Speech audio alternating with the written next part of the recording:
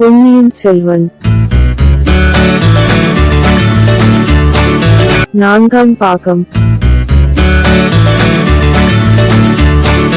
17ஆம் அத்தியாயம். பூங்குழலியின் ஆசை. நாகைப்பட்டினத்திலிருந்து கோடிக்கரை வரையில் சென்ற ஓடையில் பூங்குழலியின் படகு போய் கொண்டிருந்தது. பூங்குழலியோடு சேந்தன் அமுதனும் அப்படகில் இருந்தான். படகு கோடிக்கரையை நெருங்கிக் கொண்டிருந்தது. ஓடை கரையில் தங்க நிற தாழம் பூக்கள் மடல் விரித்து மனத்தை அள்ளி எங்கும் வீசிக் கொண்டிருந்தன. ஒரு தாழம் பூவின் மீது பச்சை கிளி பறந்து வந்து உட்கார்ந்தது. அது உட்கார்ந்த வேகத்தில் தாழம்பூ ஊஞ்சல் ஆடுவது போல் ஆடியது. பச்சை கிளியும் அத்துடன் ஆடி விட்டு பிறகு அதன் தங்க நிற மடலை தன் பவள நிற மூக்கினால் கொத்தியது. படகு நெருங்கியதும் பச்சை கிளி கிக்கி கிக்கி என்று கத்திக்கூமு பறந்தோடி விட்டது. பிறந்தால் பச்சை கிளியாக பிறக்க வேண்டும் என்றாள் பூங்குழலி. நீ அவ்விதம் எண்ணுகிறாய், அதற்கு எத்தனை கவலையோ, எவ்வளவு கஷ்டமோ, யார் கண்டது என்றான் சேந்தன் அமுதன். என்ன கவலை கஷ்டம் இருந்தாலும் இஷ்டம் போல் எல்லையற்ற வானத்தில் பறந்து செல்ல முடிகிறதல்லவா? அதை காட்டிலும் இன்பம் வேறு உண்டா என்றாள் பூங்குழலி.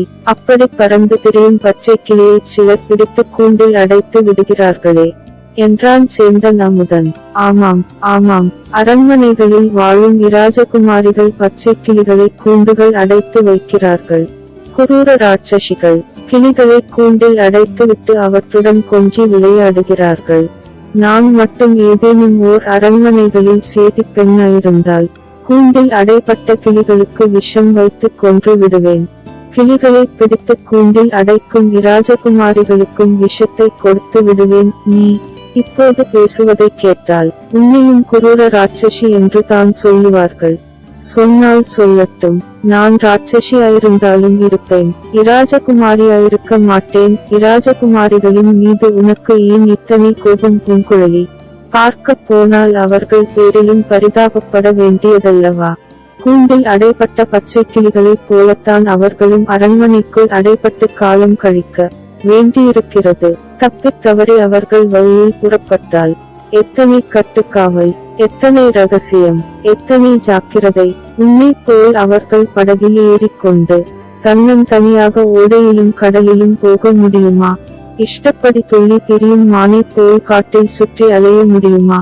அவர்களை யார் அடைந்து கிடக்கச் சொல்கிறார்கள்? நான் சொல்லவில்லையே. இஷ்டமிருந்தால் அவர்களும் காட்டில் அலைந்து திரிவதுதானே. இஷ்டம் மட்டும் போதாது, அவரவர்களுடைய பிறப்பு வளர்ப்பையும் பொறுத்தது. கிளியைப் போல நீயும் வானத்தில் பறக்க விரும்புகிறாய், அது முடிகிற காரியமா? கடற்கரையில் நீ பிறந்து வளர்ந்தாய், அதனால் இவ்வளவு சுயேச்சையாக இருக்க முடிகிறது. அரண்மனையில் பிறந்து வளர்ந்தவர்களால் அது முடியாது. இன்னும் ஒரு விசித்திரத்தை கேள். சில நாள் கூண்டில் அடைப்பட்ட இராஜகுமாரிகளின் கையினால் உணவு அருந்தி பழக்கப்பட்ட கிளிகள் பிறகு கூண்டை திறந்து விட்டாலும் ஓடிப் போகவே விரும்புவதில்லை. சிறிது தூரம் பறந்து வட்டமிட்டு விட்டு கிரீச் கிரீச் என்று கத்திக் கொண்டு கூண்டுக்குள் திரும்பி வந்துவிடும். தஞ்சையிலும் பழையாறையிலும் உள்ள அரண்மனைகளில் இதை நானே நேரில் பார்த்திருக்கிறேன். அவ்விதம் கூண்டில் அடைபடுவதற்கு நான் ஒரு நாளும் சம்மதிக்க மாட்டேன். நான் கிளியாயிருந்தால் சொல்கிறேன், என்னை கூண்டில் அடைத்து வைத்து அமுதூட்ட வரும் இராஜகுமாரியின் கையை வெடுக்கென்று கடித்து விடுவேன். கூண்டில் அடைப்பட்ட கிளியாயிருக்கவும் நீ விரும்ப மாட்டாய். அரண்மனையில் அடைப்பட்ட அரசிடம் குமரியாயிருக்கவும் நீ விரும்ப மாட்டாயல்லவா? மாட்டவே மாட்டேன். அதை காட்டிலும் விஷம் தின்று உயிரை விட்டு விடுவேன். அதுதான் சரி. அப்படியானால் அரண்மனையில் வாழும் இராஜகுமாரனை கல்யாணம் செய்து கொள்ளவும் நீ ஆசைப்படக்கூடாது. கீழ்வானத்தில் கருமேகங்கள் திரண்டு கொண்டிருந்தன. அவ்வப்போது பளீர் பளீர் என்று மின்னல்கள் மின்னிக் கொண்டிருந்தன. இடியும் குமுறல் ஏசாக கேட்டுக் கொண்டிருந்தது. சேந்தன் அமுதன் கடைசியாகச் சொன்னதை கேட்டதும் பூங்குழலியின் கண்களிலிருந்தும் பளீர் என்று மின்னல் கற்றைகள் புறப்பட்டன. நான் இராஜகுமாரனை கல்யாணம் செய்து கொள்ள ஆசைப்படுவதாக உனக்கு யார் சொன்னது என்று கோபமாக கேட்டாள். எனக்கு யாரும் சொல்லவில்லை, நானாகத்தான் சொன்னேன். உன் மனதில் அத்தகைய ஆசை இல்லாவிட்டால் நல்லதாய் போயிற்று. நான் சொன்னதை மறந்துவிடு என்றான் சேந்தன் அமுதன்.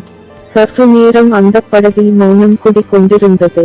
சேந்தன் அமுதன் துடுப்பினால் படகு தள்ளும் சத்தமும் வரட்டு தவளைகளின் குரலும் கடல் பறவைகளின் ஒலியும் கடல் அலைகளின் ஓசையும் அவ்வப்போது கீழ் திசைகளில் இடி முழக்கமும் கேட்டு கொண்டிருந்தன.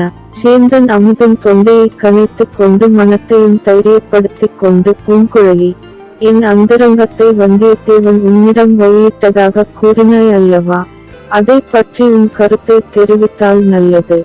அதோ கோடிக்கரையின் கலங்கரை விளக்கம் தெரிகிறது.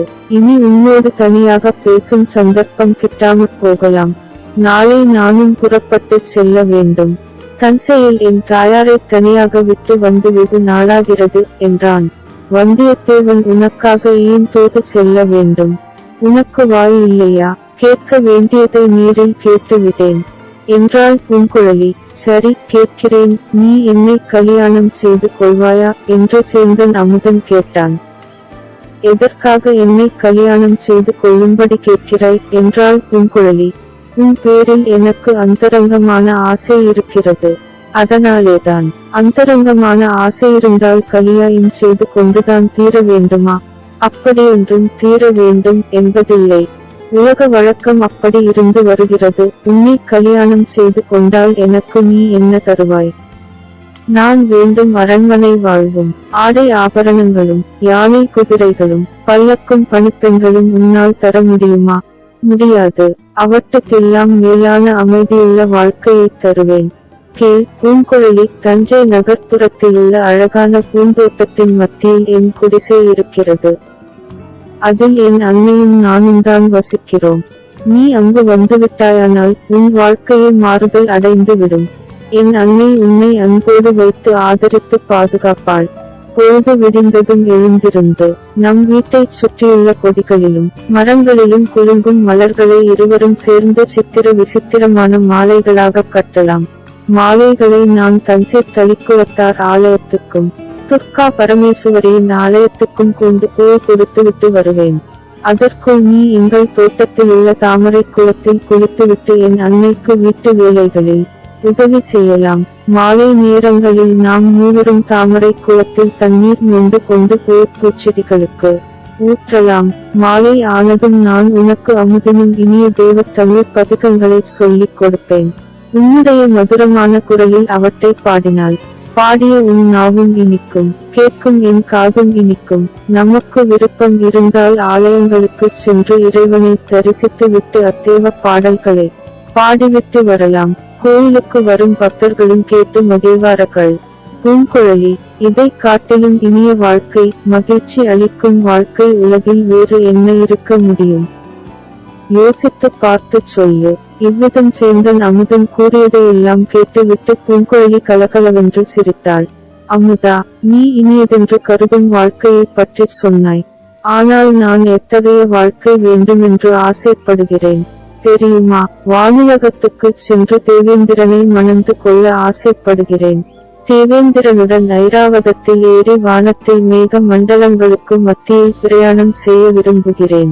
தேவேந்திரனுடைய கையிலிருந்த வஜ்ராயுதத்தை பிடுங்கி மேக கூட்டங்களின் மீது பிரயோகிக்க ஆசைப்படுகிறேன்.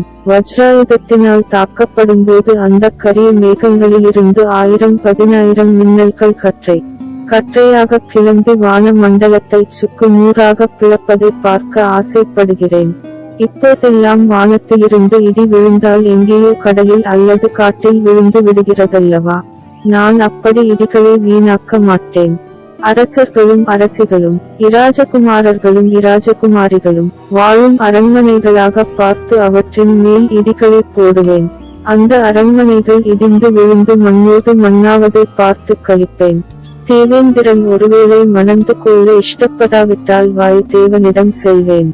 அவனுக்கு ஏற்கனவே பல மனைவிகள் இருந்தாலும் பாதகம் இல்லை என்று என்னை மணந்து கொள்ளச் சொல்லுவேன்.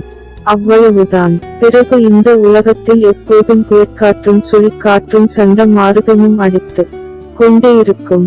பெரிய பெரிய மரங்கள் பெயர்ந்து மாடமாளிகையின் மீது விழுந்து அவற்றை அழிக்கும். கடலில் போகும் மரக்கலங்கள் சண்ட மாறுதத்தினால் தாக்குண்டு துகள் துகளாகச் சிதறி போகும். அந்த கப்பல்களில் பிரயாணம் செய்வோர் கொந்தளிக்கும் கடலில் விழுந்து தவிப்பார்கள். அவர்களில் இராஜகுமாரர்களும் இராஜகுமாரிகளும் இருந்தால் அவர்கள் ஆழ்கடலின் அடிவாரத்துக்கு போகட்டும் என்று விட்டுவிட்டு மற்றவர்களை மட்டும் போனால் போகிறதென்று தப்ப வைப்பேன். வாயுதேவனும் ஒருவேளை என்னை மணந்து கொள்ள மறுத்தால் அக்கினி தேவனிடம் செல்வேன். அப்புறம் கேட்க வேண்டுமா? இந்த உலகமே தீப்பற்றி எரிய வேண்டியதுதான். பூங்குழலி, போதும், நிறுத்து. ஏதோ ஒரு மனக்கசப்பினால் இவ்விதமெல்லாம் நீ பேசுகிறாய். மனமறிந்து யோசித்து பேசவில்லை. உன் மனநிலையை அறிந்து கொள்ளாமல் உன்னிடம் நான் கல்யாண பேச்சை எடுத்ததே என் தவறுதான். அதற்காக என்னை மன்னித்து விடு. கடவுள் தான் உன்னுடைய மனக்கசப்பை போக்கி அமைதி அளித்து அருள வேண்டும்.